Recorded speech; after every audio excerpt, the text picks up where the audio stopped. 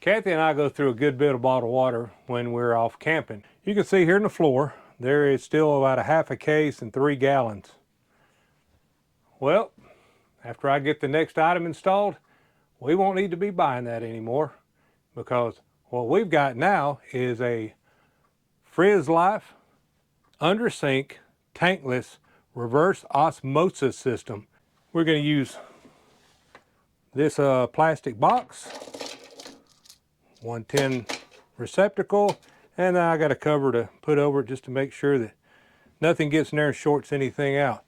Now, the way we're going to hook this up is you're going to have to cut the PEX, and this has PEX in here, and this is a 1/2 inch by 1/2 inch by 1/2 inch gator bite PEX connector.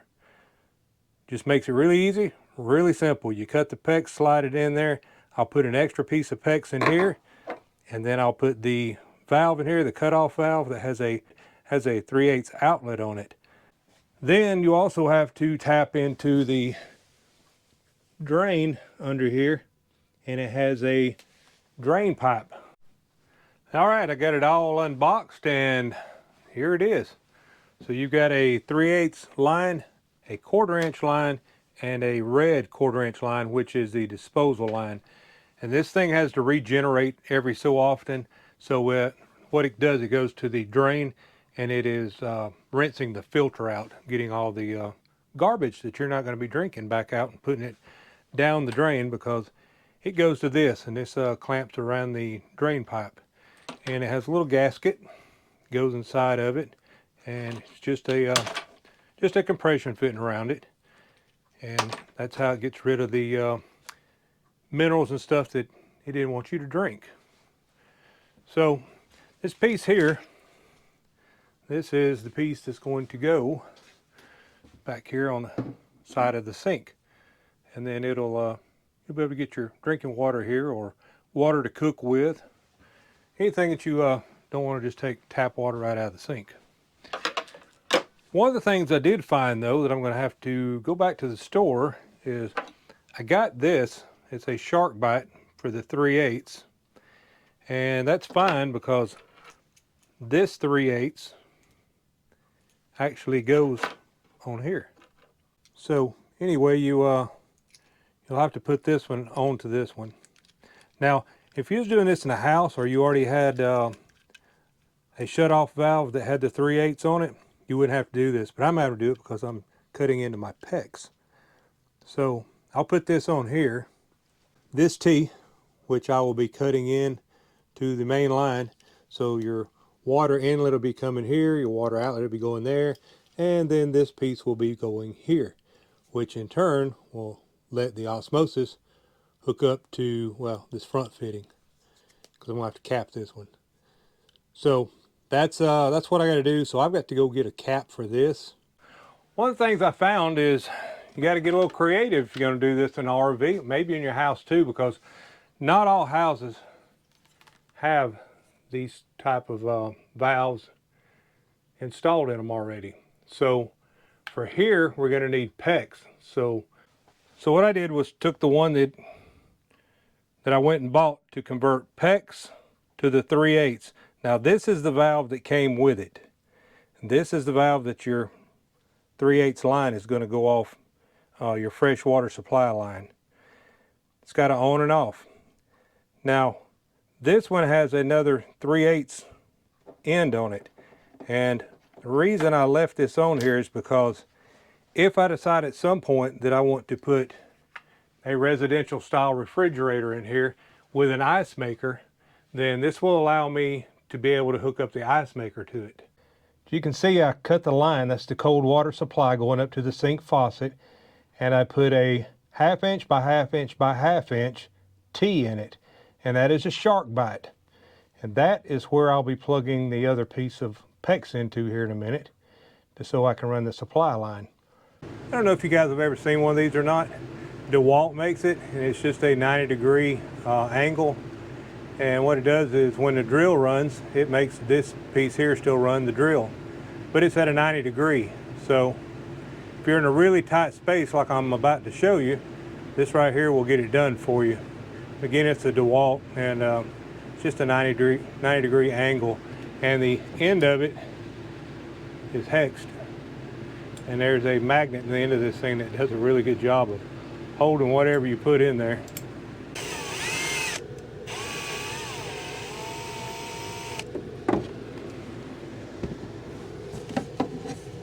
And just like that, we made a hole. Hopefully you can see the hole there. There's the saddle mounted, and the wastewater line is hooked into it, and it is also hooked in over here on this side. It says to use a 1/2 inch drill bit. That's what I've put into it, and I'm going to go ahead and drill it here. Here we go.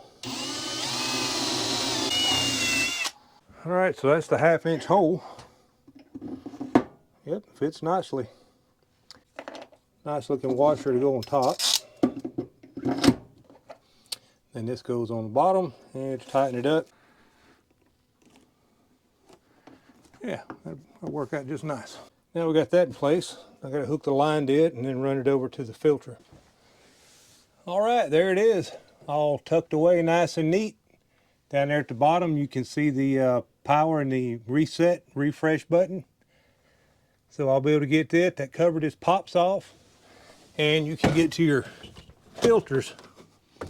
So you just pop that off, and here's all your filters. You can just take them out and replace them. And on the front of this, it has a reset and a flush button on it. It just pops back on. And I mounted the power supply up on the wall out of the way. Now we got to get around here and get the plug done. Oh, also, and it was just a quick connect, so that made it very easy. That's what it turned out looking like up here. It'll work out really good. And you can move it. So, when I showed you guys, it's about perfect. So you can put a big tumbler in here.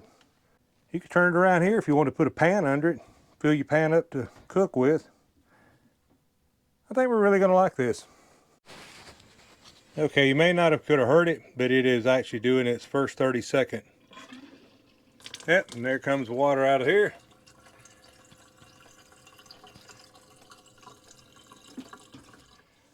So it did its 30 seconds. It says when you first plug it up for 30 seconds, it will rinse the filters and backwash all the impurities out of it.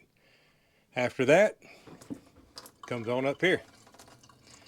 And that is about perfect right there. You see I can stick my hand behind it and the water's here. That is about perfect. So I'm going to let it run for a couple of minutes just to get the filters good and wet and get all the impurities out of them.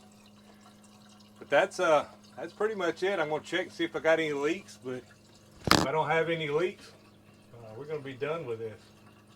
So let's see if I got any leaks under here. I don't have any there.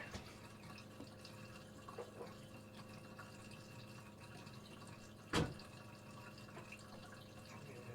have any there. I put this box in down here and plugged that in, and you can see right back there, that's where I came through to go down into the utility box outside where that plug is. Now what I've decided I'm going to do, instead of hard wiring that in, is I'm going to get a plug, an end that I can put onto the 12-2 Romex I'm using. And the reason I did it this way is because I got to thinking, in the instructions it says if you're going to winterize this, you're going to need to unplug it. So I'm going to put a plug in the box downstairs. Right beside where I plug this in is where the two main drains for winterizing is. Isn't that convenient? So that's going to remind me that when I do the drains that I also need to unplug that. Again, the reason I'm doing it the way I'm doing it is because after I got to looking at it and started to hardwire it, I thought, man, I'll remember to unplug this if I put the plug here as I'm draining my low points. That's where the two valves are. I told you guys I'd tell you how much power that this thing pulls, and it's not much. I was right, and that's why I'm using 12-2 wire. But it's 85 watts. 85 watts is what it actually pulls when it's running. And what I did under here is I told you guys that I was just going to use a plug, and that's what I've done. You can see it comes right out of the bottom. I'm actually going to tie this up with some ties that you screw in and it holds the wire up. That way it just didn't get hung on anything.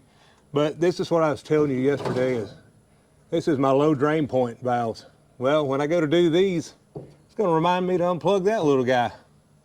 So I think that's going to work out real good. So again, I've left a link to this down in our description box. You guys click on that if you're interested in one. It'll take you to our Amazon affiliate link. I hope this has helped you guys. If you're thinking about doing a reverse osmosis, Frizzlife, just being totally transparent, they sent this to me, asked me would I install it and do a review on it. That's what I'm doing.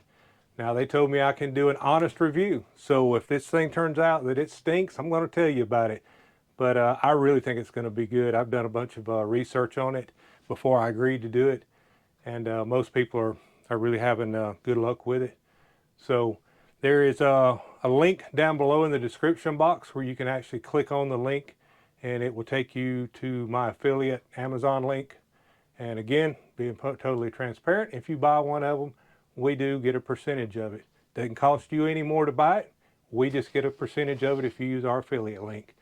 And we have a new store. Go over to our store and look around. It's things that we use, things that we've been satisfied with, things we've bought in the past. And it is www.makeeachdaycount365store.com. That's makeeachdaycount365store.com. Just go over and check it out. You ain't got to buy nothing. Just go over and look, see what you think about it. Guys, give me some feedback. Hope you guys enjoyed this. Give me the thumbs up if you like it. If you learned anything, hit the like button. And if you haven't up till now, subscribe. It's absolutely free. What else can you get for free these days? Subscribing's free. All right. Till next time, I will see you guys down the road. Bye now.